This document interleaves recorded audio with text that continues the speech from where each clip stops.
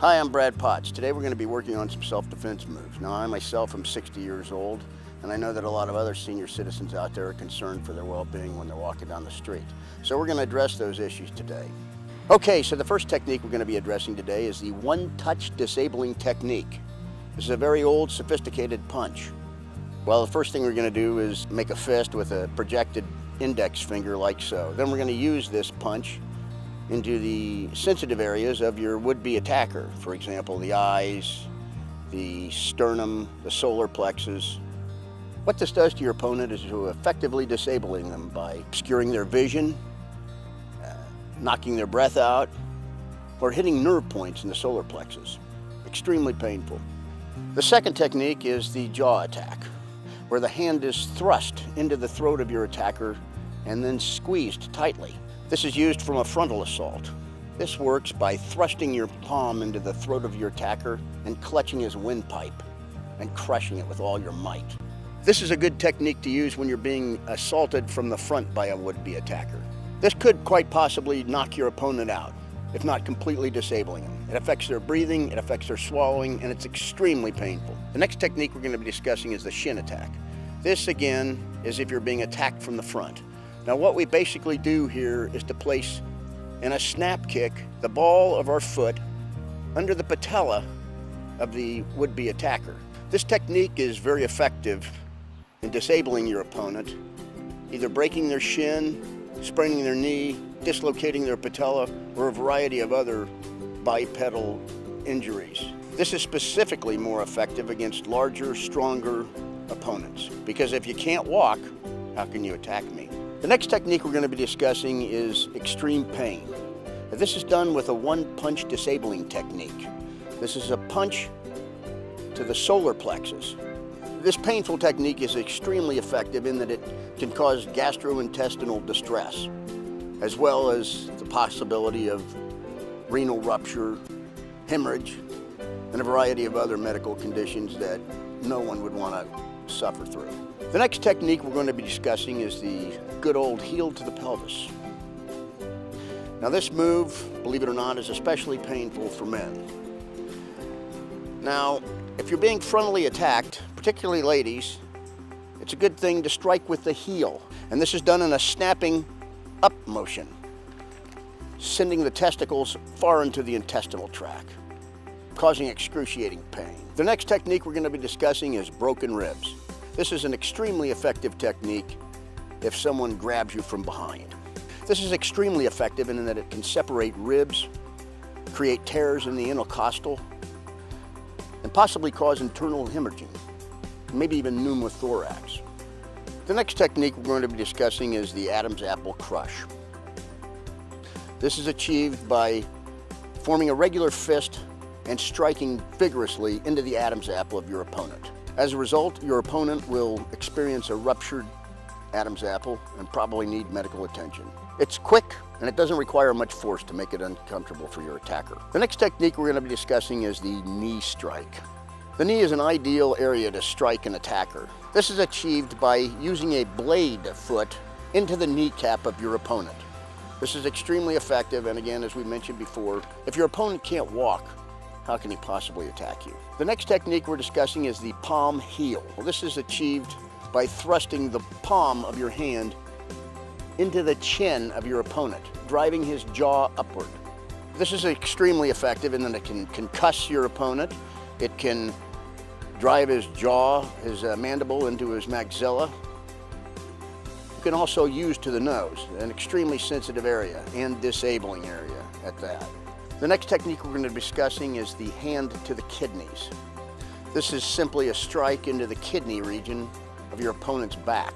This is an effective technique if, for whatever reason, your opponent exposes his back to you. Doesn't mean the fight's over, but you might as well disable him once and for all. This can cause renal shutdown, renal bleeding, renal hemorrhaging, and a variety of other renal dysfunctions. The next technique is the eye blinding technique. Now, this may seem like something you'd see on the Three Stooges, but it's not. It's a proven technique to disable your attacker. It's a simple move. Simply thrust your finger into your opponent's eye. This is extremely effective because if your opponent, even if your opponent can walk, if he can't see you, he can't strike you. The next technique we're going to be discussing is how to get out of a double wrist hold. Let's say somebody's attacking in the parking lot, for example, and they're trying to drag you where you don't want to go. This technique will enable you to survive. If an attacker grabs your wrists, then strike with all your might. The knee is an ideal area to strike an attacker. The next technique we're going to be working on is breaking the front chokehold. This is achieved once again through inside dominance. We thrust our arms up, establishing inside control, and then we can strike at will. This is an extremely important technique, as frontal chokes are frequently used by drunken hooligans around the globe. So it'll behoove you to pay attention to this. Again, inside control is paramount. And the next technique we're going to be discussing is how to guard your face.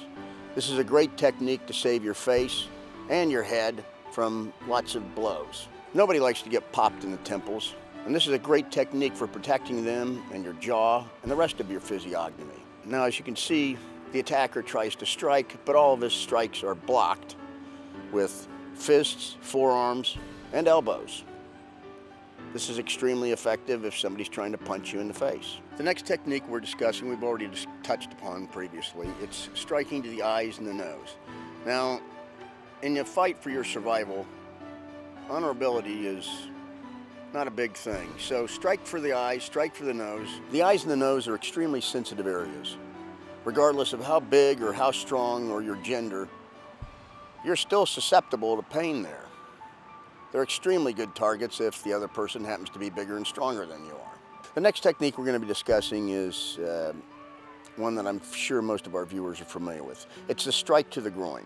This can cause excruciating agony and drop an opponent in their tracks, dead. This works really effectively if somebody's got you by the throat or if somebody's in at really close quarters trying to grab you. This is done by thrusting the knee, the patella, the kneecap, into the groin of the attacker. But if you're at a distance, you can also strike with the ball of your foot. Next, we're going to discuss a series of strikes to the legs.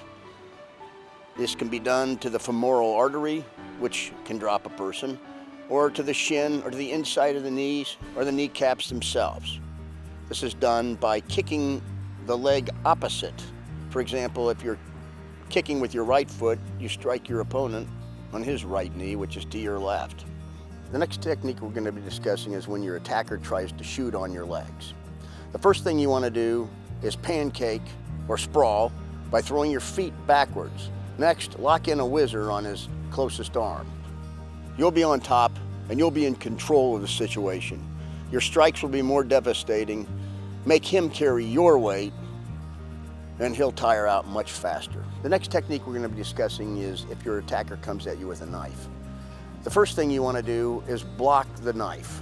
Block it with the hard part of your forearm and block it forearm to forearm so that you avoid any harm from the blade. Then strike vigorously to the face with either the traditional fist strike or a palm strike.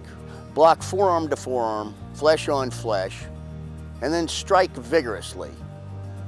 The next technique we're going to be discussing is how to break a chokehold. When an opponent has you by the throat, what you're going to do is tuck your chin and then grab his forearm and the wrist closest to you and lift upward and pull your head down. Take the arm with you and you'll have a hammerlock. Now you're at the advantage as you're behind them and you can strike at will or do whatever you please. The next technique we're going to be discussing is how to break a bear hug from behind. The first thing you want to do is squat to your haunches. This makes you more difficult to elevate. Then stomp on his feet repeatedly. This will momentarily stun him, making him open to whatever attack you plan next. The next technique we're going to be discussing is commonly referred to as a Japanese sleeper technique, or Hadaka Jame. This is achieved by taking your right forearm across the throat of your opponent, latching with your right hand on your left bicep, and then placing the palm of your left hand on the back of their skull and pushing. Now, if you do this effectively, you'll hit the carotid artery and they'll be out in a minute. The next technique we're going to be discussing involves the blade of the hand slashing into the jugular of your opponent. It's done by striking with the blade of your hand into the jugular vein of your opponent. This can immediately disable your opponent if you happen to hit him precisely in the jugular. Even if it doesn't, it can still stun and make him dizzy. The next technique we're talking about is the body punch or body blow. This is a swift thrust into the lower abdominal region or lower ribs. This strike can cause all kinds of damage internally. It can cause renal failure, internal hemorrhaging, and bad gas to boot. The next technique we're going to be discussing is how to escape from a headlock. Let's say an attacker has you in a headlock. Strike for the eyes, strike for the nose.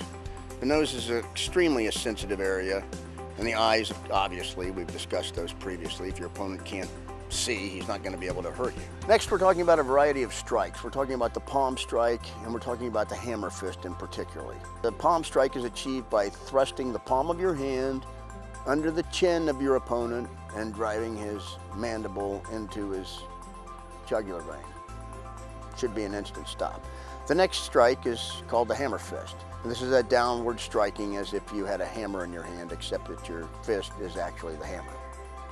The hammer fist is a good punch if you're worried about broken knuckles or damage to your hands. Everybody knows what a boxer's fracture is, and both of those are obviated or negated, if you will, with these types of strikes. The next technique we're going to be discussing is, should you find yourself on the ground, a side thrust kick. Just because you're on the ground doesn't mean it's any time to let up. In your ribs, and then thrust out and strike with the blade of your foot at his shins or knees. The next strike we're talking about is the headbutt. This is achieved by driving the crown of your skull into your opponent's nose and thrusting it. You can strike with a downward motion, or you can thrust forward. Both of them are designed to break his nose. This is a great strike if your attacker happens to be taller than you. The next technique we're going to be using is breaking a bear hug. The first thing we need to do is break the grip of the attacker. Then spin sharply and drive your elbow into his skull. It's essential to break the grip by any means possible. If you have to work on one finger and take it and bend it backwards. But just break the grip, and as you do, spin and deliver an elbow sharply to the skull of your opponent. If your opponent has both of your arms trapped, break the grip by lifting your arms laterally as highly as you can. Now, the next situation we'll be discussing is if you find yourself attacked by multiple opponents. Always remember that the one behind you is the one you want to target first, because you can't see him. So take him out by whatever means necessary. I like a back kick, a back mule kick. They don't see it coming and they don't expect it, and it usually disables them on the spot. With the same leg, you can thrust it strongly into your approaching opponent's groin, thereby disabling him almost immediately. If you find yourself being held by one attacker while another approaches you from the front, take care of the one in the front first. Basically, all you can do is kick. Kick to the groin, disable him, break the hold of the attacker that has a hold of you, and then spin behind, and then take him down and take him out.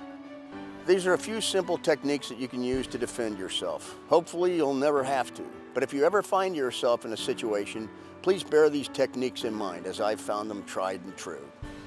Thank you very much for your viewing.